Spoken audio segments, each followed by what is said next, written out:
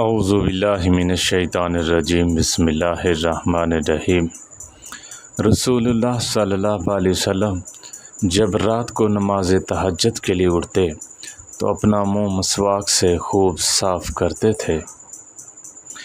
رسول اللہ صلی اللہ علیہ وسلم نے فرمایا، میں نے مسواک کے سلسلے میں تم لوگوں سے بارہا کہا ہے۔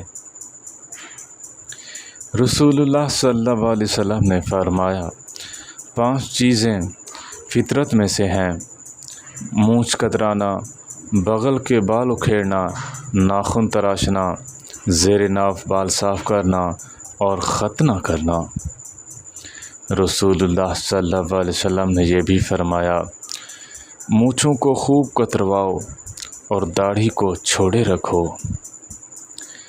ابن عمر رضی اللہ تعالیٰ عنہما کہتے ہیں، رسول اللہ صلی اللہ علیہ وسلم نے 7 مقامات پر نماز پڑھنے سے منع فرمایا ہے: کوڑا خانہ، مذبح خانہ یعنی ذبح گھر جہاں جانور ذبح کیے جاتے ہیں، قبرستان، عام راستہ، غسل خانہ، اونٹ کے باڑے اور خانہ کعبہ کی چھت پر اللہ تعالیٰ نے نماز پڑھنے سے منع فرمایا ہے۔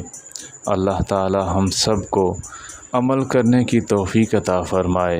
وآخر دعوانا ان الحمد للہ رب العالمین۔